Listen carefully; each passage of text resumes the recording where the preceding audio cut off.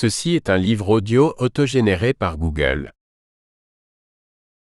Les éditions Max Milo présentent Histoire des Blancs de Nell Irvin Painter. Une histoire intellectuelle de la race blanche pour un large public. The New York Times. La blancheur a été construite pendant des siècles sur la base de la tromperie et des impératifs politiques déguisés. The New Yorker. La notion de race fait un retour violent dans le langage et les conflits sociaux en France, comme si le sujet avait été refoulé. Les minorités visibles n'hésitent plus à revendiquer leur couleur ou leur identité racisée.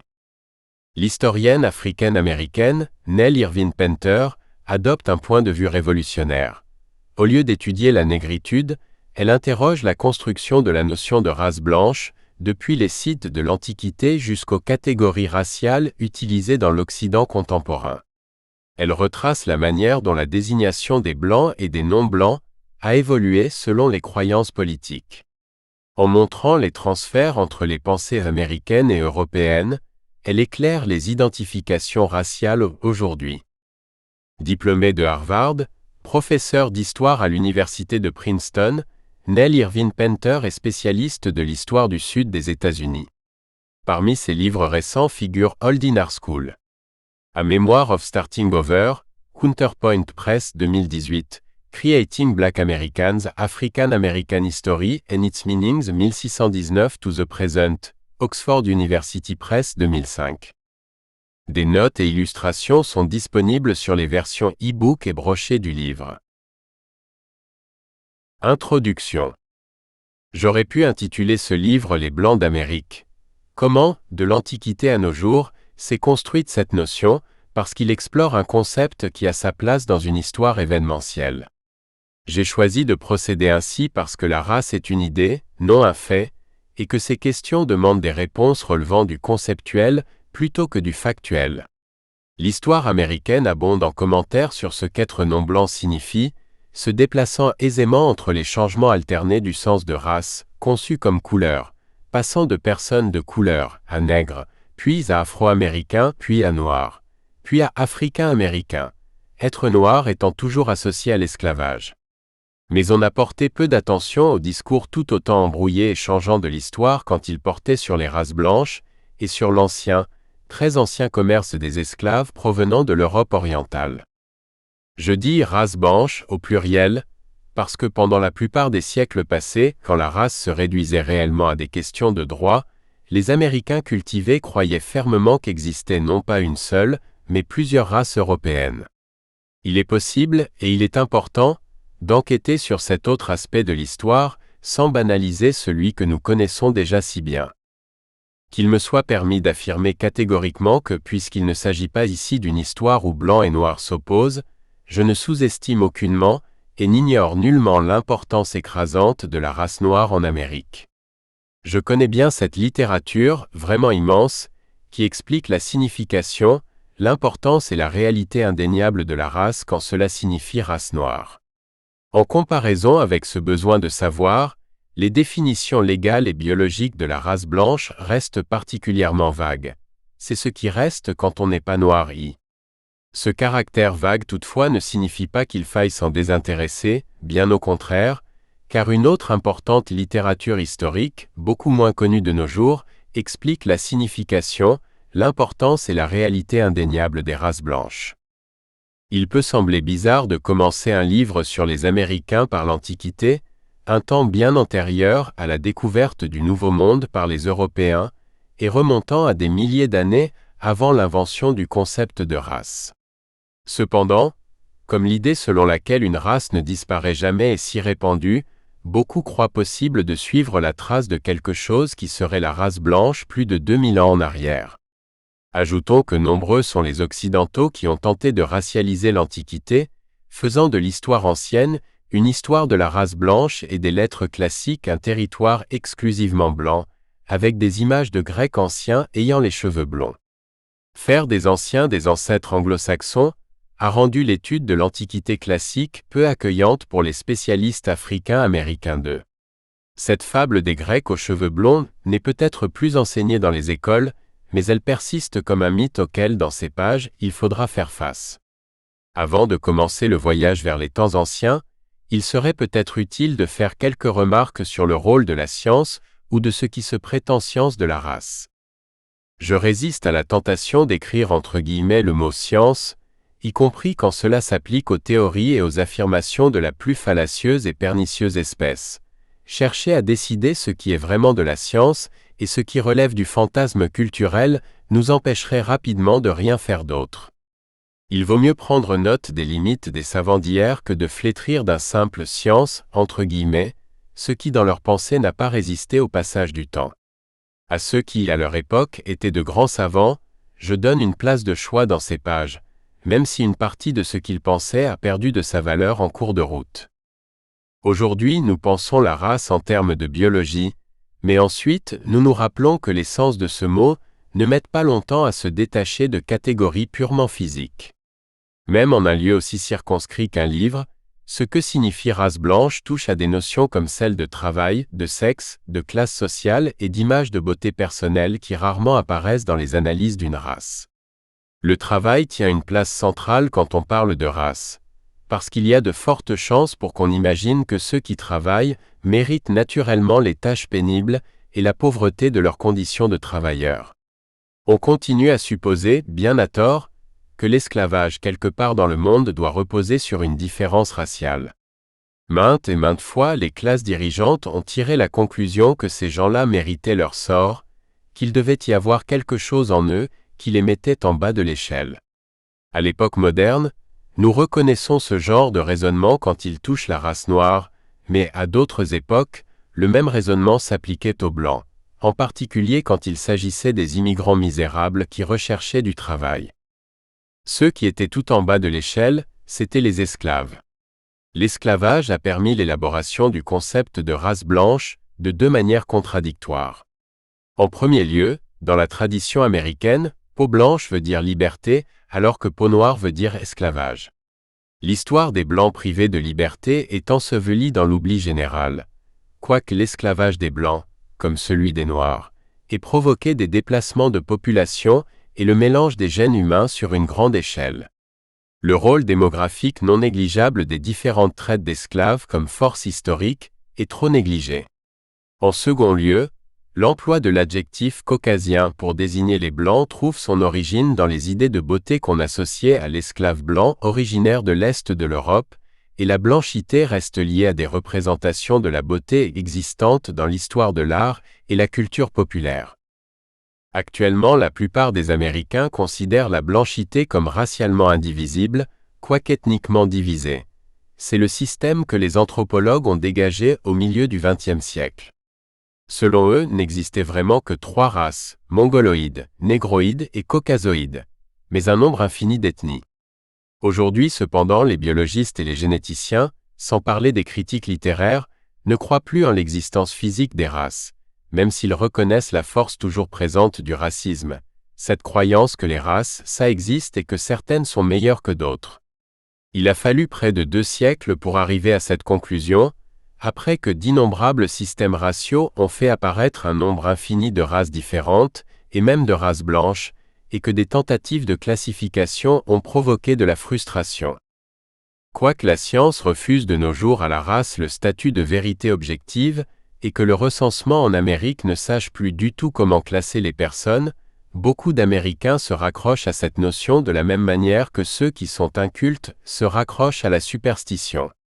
Tant que la discrimination raciale reste quelque chose que l'on vit, et tant que l'on peut manipuler les statistiques pour encourager la différence raciale, cette croyance en l'existence des races continuera à exister en Amérique. Mais mise en face de la population américaine telle qu'elle existe réellement, sa répartition de la richesse, du pouvoir, de la beauté, la conception de la blanchité américaine continuera à évoluer comme elle le fait depuis la création des États-Unis. Chapitre 1. Grecs et Scythes. Y avait-il des Blancs dans l'Antiquité? C'est assurément ce que certains affirment, comme si les catégories dont nous nous servons aujourd'hui pouvaient être retrouvées des milliers d'années auparavant. Assurément des êtres à la peau claire ont existé bien avant notre époque. Pensait-on cependant qu'ils étaient blancs, ou que leur caractère était lié à la couleur de leur peau. Non, car ni l'idée de race ni celle de blanc n'avaient été inventées, et la couleur de la peau ne comportait pas de signification utile. Ce qui importait, c'était l'endroit où les êtres humains vivaient. Les terres étaient-elles arides ou humides? Les hommes qui y vivaient étaient-ils virils ou sujets à l'impuissance? Étaient-ce des durs ou des faibles? Pouvaient-ils céder à la séduction du luxe d'une société civilisée, ou bien la guerre était-elle leur seule affaire? Comment vivaient-ils? Plutôt que comme blancs, les Européens du Nord étaient connus par un vague nom tribal, Scythes et Celtes, Gaulois et Germains. Mais si quelqu'un demande par exemple, qui sont les Scythes? Cette question nous met sur un terrain glissant, car, au cours du temps et surtout dans les temps les plus anciens, une recherche des ancêtres des Américains de race blanche conduit obligatoirement à des populations illettrées qui ne laissaient derrière elles aucun document qui fournisse leur description.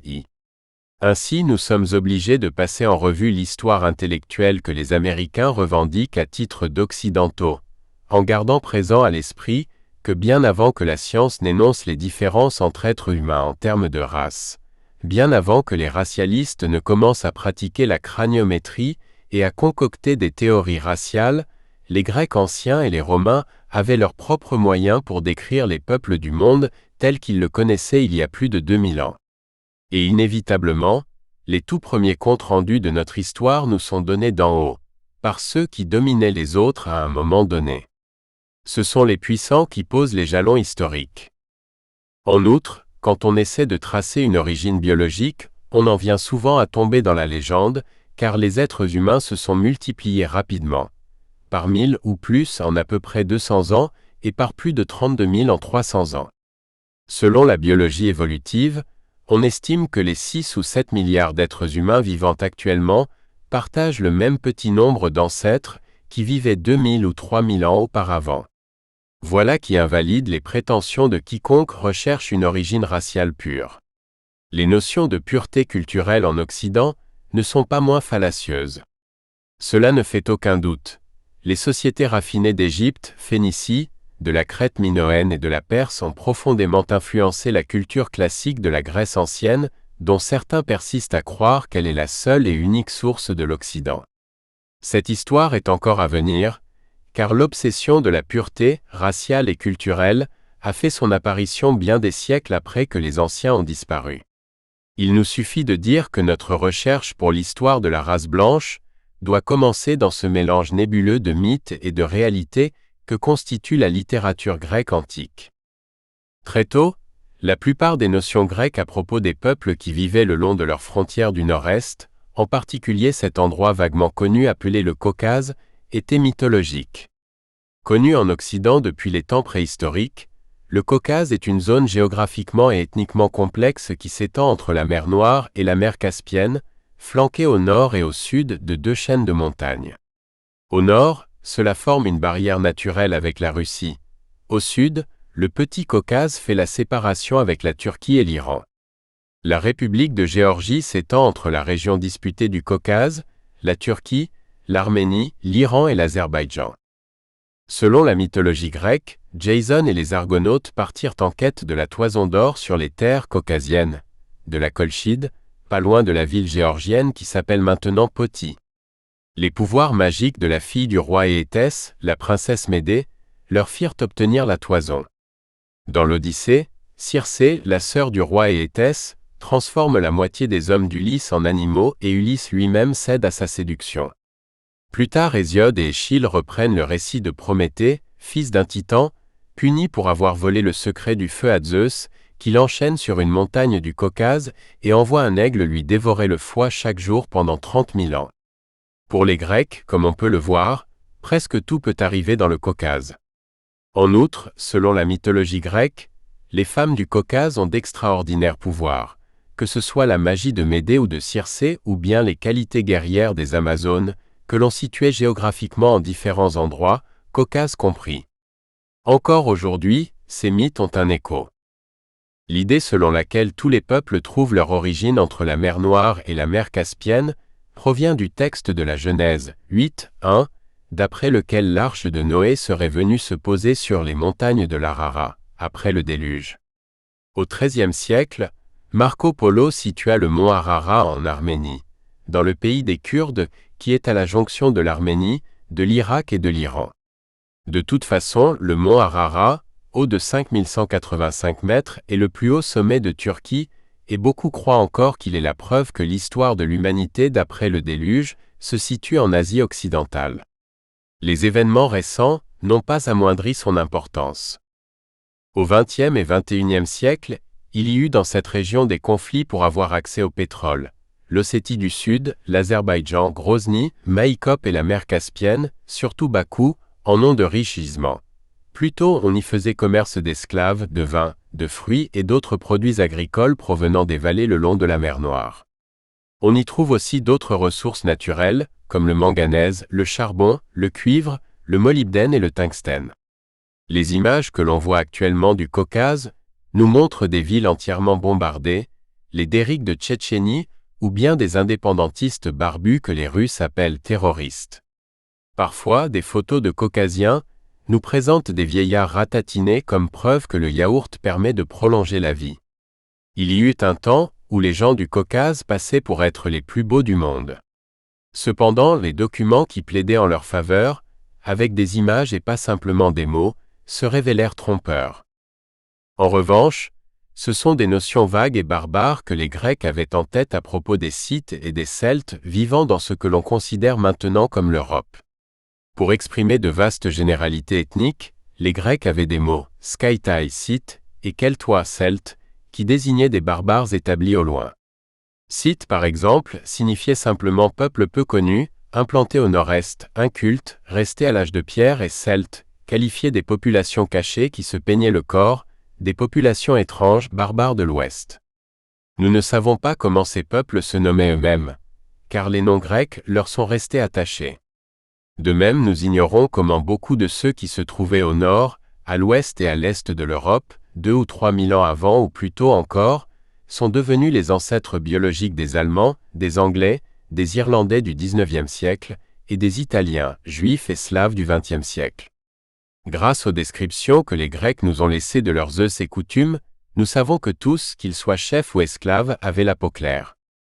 Pour se faire une idée du vague de ces notions, il faut se rappeler l'art avec lequel les Européens du XVe siècle nommaient les choses, tandis qu'ils regardaient à l'ouest vers les Amériques. Tournant le dos à l'océan Atlantique, ils décrivirent les populations clairsemées qu'ils n'avaient jamais vues auparavant comme des Indiens. Pareille précision, à l'égard de peuples lointains, illettrés a été monnaie courante à travers les âges. Ceux qui sont éloignés sont devenus l'autre et conquis avec facilité l'inférieur. Mais dans l'Antiquité, ce ne fut pas à cause de la race. Les anciens Grecs ne pensaient pas en termes de race, plus tard les traducteurs mettront ce mot dans leur bouche. Au lieu de cela, ils pensaient en termes de lieux. L'Afrique signifiait l'Égypte et la Libye, l'Asie c'était la Perse jusqu'à l'est de l'Inde. L'Europe, c'était la Grèce et les terres voisines jusqu'à la Sicile à l'ouest. La Turquie occidentale appartenait à l'Europe parce que des Grecs y vivaient. C'est un fait. La plupart du monde que les Grecs connaissaient s'étendait à l'est et au sud de ce qui plus tard serait reconnu comme l'Europe. Avant toute chose, les érudits grecs s'intéressaient au climat pour expliquer les différences entre les hommes. Les humeurs qui provenaient de la relative humidité ou aridité de chaque climat expliquaient le caractère d'un peuple. Là où les saisons ne changent pas, les gens sont catalogués comme placides. Là où les saisons ont des changements bien marqués, ils étaient disposés, disait-on, à la sauvagerie, insociabilité et la fougue. En effet, des secousses répétées rendent l'esprit agreste, et le dépouillent de sa douceur et de son aménité. Ces mots sont tirés du traité d'Hippocrate, des airs, des eaux et des lieux veillis. La distance est ce qui comptait par-dessus tout, car on voyageait à pied ou à cheval. Les Scythes erraient depuis la Géorgie dans le Caucase et les terres situées autour du pont Euxin, la mer Noire, jusqu'aux steppes de l'Ukraine et à la Sibérie à l'est. Chose intéressante à noter, le mot Ukraine provient de racines polonaises et russes signifiant le bord du monde, Seth. Les Russes et les Ukrainiens qui maintenant déclarent que les Scythes sont leurs glorieux ancêtres, considèrent Yalta en Crimée comme leur patrie ancestrale. Assurément quelques aïeux russes y ont vécu, mais l'histoire tumultueuse de la région fait que toute idée d'une origine unique ne peut être qu'une tradition forgée de toutes pièces. Oui, les ancêtres de la mer Noire étaient des Scythes, mais des envahisseurs, des migrants d'origine tartare, russe, polonaise, turque, iranienne et chinoise devaient l'être aussi, à tout le moins. De nos jours, la notion d'ascendance celtique est très attirante. Prenant leur désir pour des réalités, ceux qui se disent celtes aiment pas situer leurs racines en Bretagne, dans les îles anglo-normandes, au pays de Galles, en Écosse et en Irlande, se séparant sans peine des Germains, des Anglo-Saxons et des Francs. Les Grecs, pour leur part, ne pouvaient pas aller si loin. Pendant 2500 ans, sans information précise, ils ont d'abord situé les barbares celtes en différents endroits, depuis le Danube jusqu'à la péninsule ibérique, et ce n'est que plus tardivement qu'ils élargirent leurs connaissances sur les Celtes, quand les savants grecs, les marchands, les voyageurs au long cours échangèrent leurs informations. Les historiens de l'Antiquité reconnaissent le voyageur et géographe Hécatée de Milet, 550 à 490 avant Jésus-Christ, comme le premier grec à situer avec précision où vivaient les Celtes et les Scythes. Nous n'avons que peu d'informations sur lui, si ce n'est qu'il a voyagé jusqu'en Égypte et reconnu l'étendue et la puissance de l'Empire perse. Mais il a sans doute fait beaucoup plus de voyages puisqu'il place le centre commercial de Massilia, Marseille, dans le pays des Ligures, près de la terre des Celtes, et il mentionne un établissement celte dans ce qui est maintenant le land de Styrie dans le sud-est de l'Autriche-Vie. Hécatée voit également bien d'autres choses. La mer Noire se trouve près du centre de sa carte, juste à la droite de la trace avec la mer d'Azov visible au-dessus d'elle. Son Danube, son Dniepr et le Don se déversent, et tout cela est correct dans la mer Noire depuis le côté gauche, le centre. Quant à la mer Caspienne, elle s'étend tout en haut à droite à l'extrémité du monde. Enfin Hécatée fait un bond, mettant les Scythes entre le Danube et le Dniepr et les Celtes, eux, sont tout à l'ouest, à gauche de ce que nous appelons la botte italienne Ix. 50 ans plus tard, Hérodote se moquera de la carte d'Hécatée, imprécise et peu fiable il est vrai. Les Grecs cependant nouaient des contacts et en apprenaient beaucoup plus. Né 70 ans après Hécatée, Hérodote d'Halicarnasse, 480 à 427 avant Jésus-Christ, fut avantagé et en profita, gagnant la réputation d'être le premier historien méthodique de l'Occident, assurément le père de l'histoire, titre qui lui fut donné par le grand orateur romain, Cicéron. Sa gloire fut si durable qu'on grava ses traits, réels ou imaginaires, dans la pierre près d'un siècle après sa mort, pierre dont on fit plus tard à Rome une copiex. Né et ayant grandi dans ce qui est maintenant la Turquie occidentale, il voyagea beaucoup, prit soigneusement des notes et écrivit la première histoire du monde, comprenant l'Égypte, l'Afrique, l'Asie de l'Ouest et aussi la Grèce, l'Europe. Alors que les premiers érudits avaient répété des on-dit, Hérodote semble avoir vraiment visité l'Égypte, la Babylonie, les Balkans et la région de la mer Noire. Ce qu'il rapporte, ce qu'il a vu de ses yeux, à propos des Scythes est très vraisemblable ici. Les histoires d'Hérodote, composées en 440 avant Jésus-Christ, font la chronique des grandes guerres que se sont livrées successivement Perses et Grecs, durant la période qui va de 499 à 479 avant notre ère. Les histoires, et c'est beaucoup plus important pour notre propos, décrivent aussi les barbares qui sont sur le pourtour du monde grec connu. C'est tout naturellement qu'Hérodote place la Grèce au milieu et chante ses louanges. Même dans ces conditions, en modifiant la carte d'Hécatée plus ancienne de 50 ans, il l'améliore vraiment beaucoup. Bien sûr, son monde est toujours plat, et il le restera encore pendant 1000 ans. Quoi qu'il en soit, il le montre plus large, avec la totalité de la mer Méditerranée, les Celtes dans la péninsule ibérique et les Scythes au nord de la mer Noire. Quant aux Amazones, il ne les a pas oubliées. Elles sont à l'est des autres Scythes et au nord du Caucase. Vivant dans la région orientale de la Méditerranée, Hérodote en savait bien plus sur les Scythes de l'Est que sur les Celtes de l'Ouest, qui étaient beaucoup trop loin de lui pour qu'il ait de bonnes informations. La plus grande partie du livre 4 des Histoires décrit les différentes tribus scythes et leurs territoires.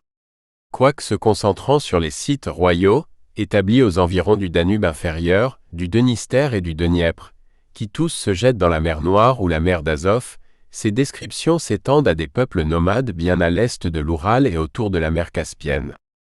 Considérant l'Est depuis Athènes, Hérodote profitait d'un avantage dont n'avaient pas bénéficié les historiens antérieurs, au temps où il écrivait, au milieu du 5e siècle avant Jésus-Christ. L'Empire grec s'étendait jusqu'à la mer Noire, et quelques peuplades scythes commerçaient régulièrement avec les Grecs et les Perses. D'autres peuplades, rassemblées par commodité sous le vocable fourre-tout de Scythes, étaient tout simplement désignées comme sauvages. Voyant avec d'autres les Scythes comme d'excellents guerriers, Hérodote était tout émoustillé par ce qu'il décrivait comme leur vie de sauvages adonnés à la drogue dans ce qui est maintenant le sud de l'Ukraine, sans oublier leur pénis circoncidous. Il savait, peut-être à titre de témoin oculaire, les historiens à ce sujet restent partagés, que les Scythes prenaient de la marijuana et remplaçaient le bain par l'usage de la drogue. Les Scythes, comme je l'ai dit, prennent de la graine de chanvre, se glissent sous leur abri de feutre et la jettent sur des pierres brûlantes. Elles fument aussitôt et dégagent tant de vapeur que nos étuves de graisse ne sauraient mieux faire. Ce bain de vapeur fait pousser aux Scythes des hurlements de joie. C'est le seul bain qu'ils connaissent, car ils ne se lavent jamais le corps entier avec de l'eau traise. Les Scythes d'Hérodote boivent aussi le sang du premier homme qu'ils tuent au combat, puis coupent la tête de leur victime pour la remettre à leur roi ou à leur chef à titre de paiement. Le Scythe est fier de ses scalps, nous rapporte Hérodote, et les accroche à la bride de son cheval, avec fierté, car qui en possède le plus grand nombre passe pour le plus vaillant. Beaucoup s'en font même des manteaux en les cousant ensemble, à la manière des casaques de berger. Les cadavres des vaincus ont une autre utilité. On fait des carquois tape à l'œil avec la peau du bras droit. La peau humaine est assurément épaisse et lustrée, supérieure peut-être à toutes les autres en blancheur et en éclat. Beaucoup écorchent même des hommes tout entiers, et tendent les peaux sur des cadres de bois qu'ils jugent sur leurs chevaux. Les crânes de leurs pires ennemis leur servent de coupe à boire, dont les bords, si le Scythe en a les moyens, sont en or ivé. En ce qui concerne les Amazones, ils les trouvent tout aussi fascinantes. Après s'être mariées et avoir acquis une vie stable, les femmes des Sauromates restent fidèles aux coutumes ancestrales. Elles vont à la chasse à cheval, avec les hommes ou toutes seules. Elles vont à la guerre et elles s'habillent comme les hommes. Les histoires décrivent également des hommes-femmes, les énarrés XV, qui sont de très bons devins. Hippocrate, le plus grand médecin de la Grèce ancienne et le père de la médecine en Occident, originaire de l'île de Kos, au large d'Halicarnasse, la ville d'Hérodote, en Turquie occidentale, fut également quelqu'un qui, à l'apogée de l'Empire grec au IIIe et IVe siècle avant notre ère, a beaucoup écrit, avec beaucoup d'assurance et sur beaucoup d'autres sujets que son art. Son traité des airs, des eaux et des lieux, qui date de 400 avant Jésus-Christ, examine les mœurs barbares des Scythes, des Asiatiques, des Grecs, et fidèle à ce qui intéresse un médecin, leur pratique de la sexualité et de la reproduction. Pour Hippocrate, la nature du lieu et de l'eau détermine le type corporel, et de là les différences entre les peuples qui habitent des terres fortifiantes en hauteur et ceux qui vivent en contrebas dans les prairies. Ceux qui habitent les basses terres, ils les voient larges d'épaules, en chair, le cheveu brun. Ils sont eux-mêmes plutôt noirs que blancs et moins flegmatiques que bilieux. Ni la valeur guerrière, ni l'aptitude au travail ne sont inhérentes à leur nature, mais ils pourraient les acquérir l'une et l'autre si les institutions venaient en aide. Ceux qui vivent près d'eau stagnante doivent présenter de gros ventres et de grosses rates. Là où il est facile de vivre, comme dans les plaines fertiles, les hommes en payent le prix dans leur virilité. Les hommes sont charnus, ont les articulations peu prononcées, sont chargés d'humidité, inhabiles au travail et sans énergie morale. On les voit, plongés dans l'indolence, se laisser aller au sommeil. Dans l'exercice des arts, ils ont l'esprit lourd, épais et sans pénétration. Poussant plus loin sa généralisation sur les deux types humains qui, selon lui, vivent dans un pays élevé, Hippocrate croit que ceux qui occupaient un endroit plat, où les vents soufflent, sont grands, et se ressemblent entre eux, mais leur caractère est moins viril, plus doux. En revanche, ceux qui vivent là où le sol est léger et sec et où les saisons connaissent des changements très sensibles, ont une constitution sèche et nerveuse, le teint plutôt blond que brun. Ils sont indociles dans leurs mœurs et dans leurs appétits, et fermes dans leurs opinions. Là où les vicissitudes des saisons sont très fréquentes et très marquées, là vous trouverez les formes extérieures, les mœurs et le naturel fort dissemblables XVI. Entrant dans le vif du sujet, c'est la Grèce montagneuse, au relief accidenté, d'Hippocrate qui a clairement formé ses conceptions de ce qui en Europe a moins d'éclat.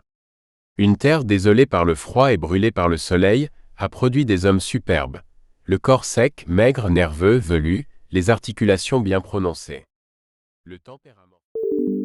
Nous espérons que vous avez apprécié cet aperçu. Pour continuer à écouter ce livre audio sur Google Play Livres, utilisez le lien dans la description de la vidéo.